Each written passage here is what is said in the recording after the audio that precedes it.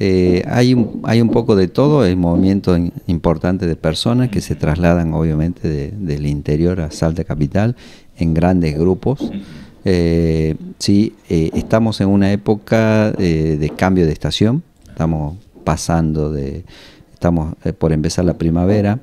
Que no parezca con el descenso de temperatura.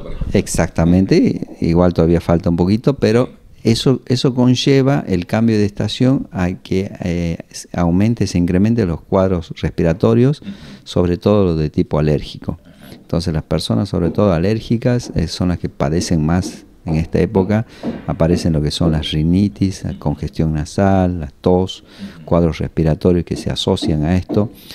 Y con el movimiento de personas en grupos y en cantidades, porque se van a juntar varios grupos, eso conlleva a la transmisión de cuadros respiratorios.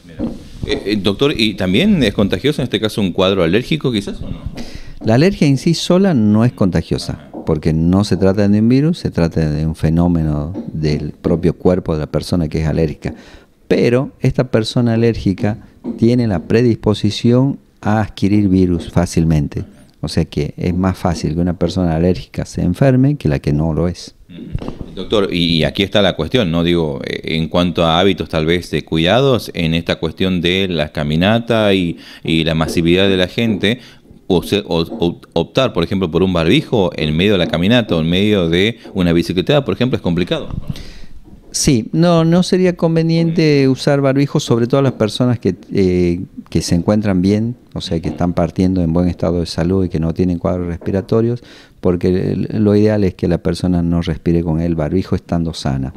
Y teniendo en cuenta que lo hacen al aire libre, menos aún. Solamente sería recomendable el barbijo en lugares donde son lugares cerrados y la persona está con cuadro respiratorio. En el caso, por ejemplo, de donde paran a comer, donde paran a descansar. Tal cual, exactamente. En esos casos sí. Y también lo que hay que tener en cuenta es muy importante y hay que recalcar, y es algo que nos dejó la pandemia, el lavado de manos. El lavado de manos nos evita muchísimas enfermedades. Claro. Doctor, y en esta cuestión de estos hábitos, ¿no? Sobre todo en este tiempo particularmente, ¿no? De ahora al almuerzo, por ejemplo, suele pasar de que cuando hay grandes grupos y a veces los utensilios o los cubiertos o los vasos incluso no alcanzan para todo, se tiende a compartir. ¿Esto está bien o no? Siempre y cuando la otra persona con la cual se va a compartir no está cursando con un cuadro respiratorio viral, no habría grandes problemas. Las personas que están cursando con cuadros respiratorios deberían evitar compartir los utensilios. O sea que hay algunas cuestiones que sí se pueden tener en cuenta, por ejemplo. Sí, tal cual. Al hacer estos viajes en grupo hay que tener distintas cosas en cuenta. El tema del lavado de manos, en caso que no se cuente del lugar apropiado para hacerlo, aquí es conveniente usar el alcohol en gel, que eso suplantaría momentáneamente la desinfección de las manos. Eso es importante. Y después, bueno, hay consejos generales para los grupos que caminan: el consumo de agua segura, abundante, eso es muy importante. El uso de calzados adecuados también para este tipo de caminatas es muy importante. Doctor, y en esta cuestión recién hablaba, ¿no?, acerca de alcohol en gel, ¿todavía se sigue utilizando, la gente sigue utilizando este alcohol en gel o ya no tanto? Está disminuyendo con bueno, en la época de pandemia se usaba muchísimo, ¿sí? Y lo que yo les recomiendo en general a los pacientes, que el alcohol en gel lo usen en lugares donde no tienen las condiciones para lavarse las manos con agua y jabón.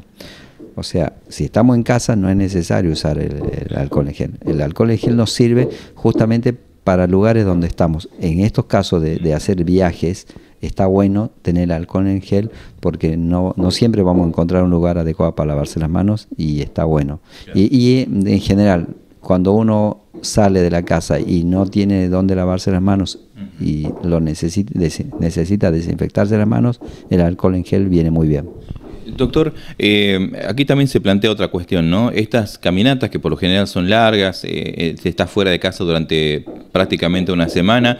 ¿Qué pasa con las personas que son dependientes de algún tipo de medicamento? ¿Deben fijar sí o sí el horario, por ejemplo, de los medicamentos y esas cosas? Es muy importante, muy importante.